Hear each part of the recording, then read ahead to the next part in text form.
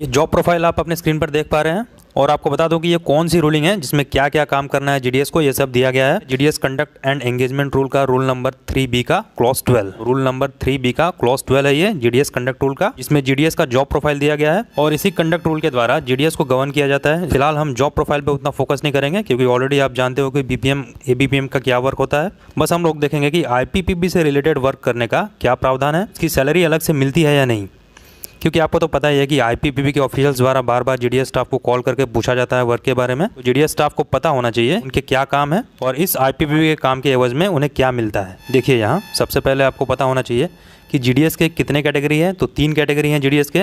पहला है GDS BPM मतलब जीडीएस ब्रांच पोस्ट मास्टर, दूसरा है एबीपीएम मतलब असिस्टेंट ब्रांच पोस्ट मास्टर और तीसरा है डाक सेवक।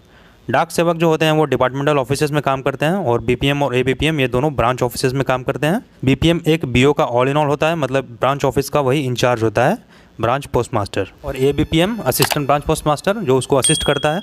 अब देखते हैं यहाँ क्या लिखा है, जो यहाँ अंडरलाइन किया गया है उस पर फोकस करना है, यही मेन बात लिखी गई है। ये ऊपर तो वही सब है, काम के बारे में लिखा गया है, जो ओरिजिनल वर्क है उसके बारे में लिखा गया है ऊपर। अंडरलाइन वाला देखिए, however work performed for IPPB will not be included in calculation of TRCA since the same is being done on incentive basis. मतलब आपको समझ में आया कि जो आईपीपीबी से रिलेटेड जीडीएस एम्प्लॉयज़ काम करते हैं इसके बदले उन्हें कोई टीआरसीए नहीं दिया जाता। टीआरसीए मतलब टाइम रिलेटेड कंटिन्यूटी अलाउंस, जो जीडीएस को सैलरी मिलती है उसी को टीआरसीए बोला जाता है। और यह क्लियर लिखा है कि आईपीपीबी के काम के लिए उन्हें सैलरी नहीं दी जाती है क्योंकि आईपीपीबी का काम इंसेंटिव बेस पर होता है। इसके लिए जीडीएस स्टाफ को इंसेंटिव दिया जाता है, मतलब जितना वर्क जीडीएस स्टाफ आईपीपीबी का करेंगे उतना ही इंसेंटिव मिलेगा। तो ये एकदम क्लियर हो गया कि आईपीपीबी का काम जीडीएस एम्प्लॉय करेंगे तो इंसेंटिव काम के हिसाब से मिलेगा, नहीं करेंगे तो नहीं मिलेगा, लेकिन सैलरी जितनी मिलती है उतनी तो मिलती ही रहेगी। तो इस हिसाब से मुझे लगता है कि जो प्रेशर जीडीएस एम्प्लॉयज़ पर बनाया जाता है वो नहीं बनाना चाहिए, और ये बीपीएम के केस में लिखा है। अब देखिए एबीपीएम के जॉब प्रोफाइल में भी यही सेम चीज़ लिखी गई है, देखिए अंडरलाइन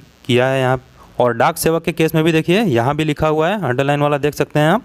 तो दोस्तों ये था जीडीएस कंडक्ट का रूल 3B का क्लॉज 12, जिसमें ये क्लियर लिखा है कि आईपीपीबी से रिलेटेड वर्क के बदले जीडीएस एम्प्लॉय को कोई सैलरी नहीं दी जाती है। नहीं करने पर जो टीआरसीए रिव्यू करने की बात कही जाती है ये बिल्कुल गलत है, क्योंकि जब आप आईपीपीबी के काम के बदले टीआरसीए देते ही नहीं तो आप उसके लिए टीआरसीए रिव्यू कैसे कर सकते हैं।